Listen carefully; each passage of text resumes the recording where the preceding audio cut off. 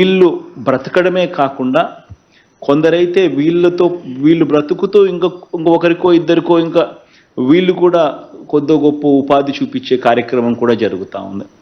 ఇలాంటి వాళ్ళందరికీ కూడా ఈ కార్యక్రమం ఎంతగానో ఉపయోగపడతా ఉంది.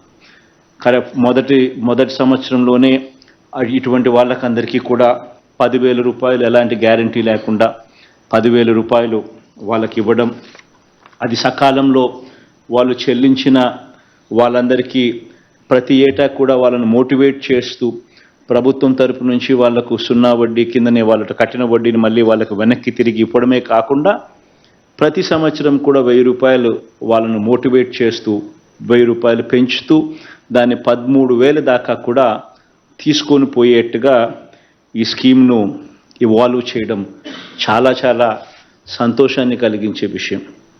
ఇక్కడ ఇంకా కొన్ని సంతోషం కలిగించే ఇంకా కొన్ని విషయాలు కూడా ఈ స్కీమ్ ద్వారా చూస్తే, ఈ 16,73,000 మంది ఎవరైతే ఈ స్కీమ్లో లబ్ధి పొందినారో ఇందులో 87.13% అంటే 87% నా అక్క చెల్లెమ్మలే. నిజంగా ఇది మరో మహిళా సాధికారత విషయంలో ఇది మరో విప్లవం అని కూడా చెప్పచ్చు.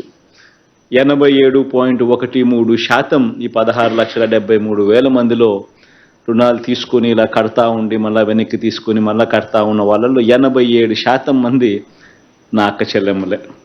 ఇంకొక సంతోషాన్ని కలిగించే విషయం కూడా ఏందనంటే, ఈ 16,73,000 మందిలో దాదాపుగా 80% మంది అంటే 79.14% నా ఎస్సీ, నా ఎస్టీ, నా బీసీ, నా మైనారిటీ వి వర్గాల వాళ్ళే 79.14% మేరకు వీళ్ళున్నారు. నిజంగా ఇది కూడా మరో సాధికారత విషయంలో ఇది కూడా మరో విప్లవం అని కూడా చెప్పచ్చు. ఇలా రాష్ట్రంలోనే ఒక గొప్ప విప్లవాత్మక అడుగులు పడతా ఉన్నాయనేది ఒక ఆస్పెక్ట్ అయితే, రెండవ ఆస్పెక్ట్ ఏంటంటే నిజంగా దేశానికే మనము చేసే ఈ కార్యక్రమం ఒక దిక్సూచిగా ఉంది. అది ఎందుకు దిక్సూచిగా ఉంది అని అంటే, ఏ స్థాయిలో దిక్సూచిగా కూడా ఉంది అని అంటే, దేశం మొత్తం మీద సెంట్రల్ గవర్నమెంట్ ఎంతో పుష్ చేసి సెంట్రల్ గవర్నమెంటు 7% వడ్డీకి ఇటువంటి చిరు వ్యాపారులకు రుణాలు ఇప్పించే కార్యక్రమంలో భాగంగా కేంద్ర ప్రభుత్వం దేశవ్యాప్తంగా 58,65,000 మందికి ఈ PM స్వనిధి అనే పేరుతో ఇస్తే, ఈ 58,65,000 మందికిలో వాళ్ళు ఇవ్వగలిగితే దేశవ్యాప్తంగా ఒక్క మన రాష్ట్రంలోనే 16,74,000 మంది ఒక్క మన రాష్ట్రంలో మన నెంబర్స్ ఉన్నాయి. అదే రకంగా దేశవ్యాప్తంగా 10,220 కోట్ల రూపాయలు ఇలా కేంద్ర ప్రభుత్వం 7%కు ఇచ్చే కార్యక్రమం చేస్తే, 10,220 కోట్లు చేస్తే ఒక్క మన రాష్ట్రంలో 3,373 కోట్ల రూపాయలు ఒక్క మన రాష్ట్రంలోనే మనం ఇవ్వగలిగాం. అంటే ఇది ఎందుకు ఈ మాదిరిగా మనం చేయగలిగాం, ఎందుకు మిగతా రాష్ట్రాలు కూడా చేయలేకపోయాయని కూడా గమనిస్తే ఆశ్చర్యం కలిగించే విషయాలు కూడా ఉన్నాయి. వడ్డీ మొత్తము కేంద్ర ప్రభుత్వం అన్ని రాష్ట్రాలకు కలిపి ఇంట్రెస్ట్ సబ్వెన్షన్ కింద కోర్స్ వాళ్ళు ఇచ్చేది 7% దాకానే వాళ్ళు 7%కు రుణాలు ఇచ్చే కార్యక్రమం స్కీమ్లో వాళ్ళు చేస్తూ ఉంటే 138 కోట్ల రూపాయలు వాళ్ళు వడ్డీలు కడితే మన ఒక్క రాష్ట్రమే మనం ఈ చిరు వ్యాపారుల తరపున మనం 88 కోట్ల రూపాయలు మనం కట్టగలిగాం. మిగతా రాష్ట్రాలకు మన రాష్ట్రాలకు ఎందుకు ఇంత తేడా వచ్చింది, ఎందుకు మనం మన పర్ఫార్మెన్స్ మిగతా రాష్ట్రాల కన్నా భిన్నంగా గొప్పగా ఎందుకు దేశానికే మార్గనిర్దేశం చేసే విధంగా ఎందుకు అడుగులు పడగలిగాయి అని అంటే, కారణం మన దగ్గరున్న గొప్ప వ్యవస్థ సచివాలయం వ్యవస్థ అండ్ వాలంటీర్ వ్యవస్థ. ఈ సచివాలయం వ్యవస్థ ద్వారా, ఈ వాలంటీర్ వ్యవస్థ ద్వారా మనం రుణాలు అదే మాదిరిగానే మోస్ట్ ట్రాన్స్పరెంట్ పద్ధతిలో మనం రుణాలు ఇప్పించగలుగుతా ఉన్నాము. అదేవిధంగా రుణాలు మళ్ళీ వాళ్ళు కట్టేట్టుగా కూడా, ఎందుకనంటే వాళ్ళు కట్టడం మానేస్తే బ్యాంకులు కూడా వెనక్కి వెళ్ళిపోతాయి, ఇచ్చే కార్యక్రమం కూడా తగ్గిపోతుంది.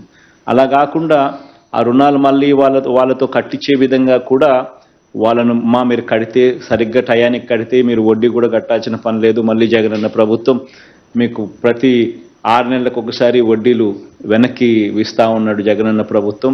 కాబట్టి మీరు వడ్డీలు ఏమి కూడా మీకు పడవు, మీరు కరెక్ట్గా టయానికి కడితే మీకు వడ్డీలు కూడా వెనక్కి వస్తాయి అని చెప్పి మళ్ళీ వాళ్ళని కన్విన్స్ చేసి కరెక్ట్గా వాళ్ళు టయానికి కట్టేట్టుగా కూడా ఈ సచివాలయం వ్యవస్థ, వాలంటీర్ వ్యవస్థ రుణాలు ఇప్పించడమే కాకుండా రుణాల రికవరీలో కూడా బ్యాంకులకు వాళ్ళు తోడ్పాటిస్తూ ఉన్న అడుగులు మన ఒక్క రాష్ట్రంలోనే పడతా ఉన్నాయి. కాబట్టే ఈరోజు రుణాల రికవరీ, స్పెషలీ ఈ జగనన్న తోడు అనే ఈ కార్యక్రమంలో రుణాల రికవరీ దాదాపుగా 95% పైచులుకుగానే ఈరోజు ఉంది అని కూడా చెప్పడానికి ఇంకా సంతోషకరమైన వార్త. ఇవన్నీ కూడా ఒక ట్రాన్స్ఫర్మేషన్, సాధికారత విషయంలో అడుగులు పడే విషయంలో నిజంగా ఒక గొప్ప ఎంపవర్మెంట్ అనే విషయం మీద, ఒక సాధికారత అనే విషయంలో ఒక పెద్ద ట్రాన్స్ఫర్మేషన్. మనం రాకమునుపు మహిళా సాధికారత విషయానికి వస్తే, మనం రాకమునుపు ఒక చిన్న ఎగ్జాంపుల్గా పొదుపు సంఘాలకు సంబంధించిన రుణాలకు సంబంధించి మనం రాకమునుపు దాదాపుగా ఈ పొదుపు సంఘాలలో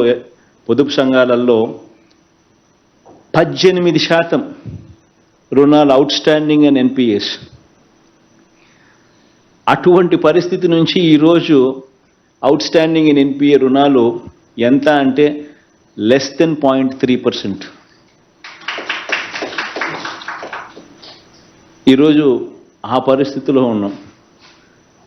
అంటే ఎంత ట్రాన్స్ఫర్మేషన్ అనేది ప్రతి అడుగులోనూ కూడా ఏ రకంగా జరిగింది, ఏ రకంగా మనం హ్యాండ్ హోల్డ్ చేయగలుగుతున్నాం, ఏ రకంగా మనం గొప్ప అడుగులు గ్రామీణ ఎకానమీలోనూ పేదరికంలో ఉన్న వాళ్ళ చేయి పట్టుకొని నడిపించగలుగుతా ఉన్నాం. మరీ ముఖ్యంగా అక్కచెల్లెమ్మల విషయంలో, మహిళా సాధికారత విషయంలో చేయగలిగామనేటివి ఇవన్నీ కూడా గొప్ప గొప్ప అడుగులు పడతా ఉన్నాయి.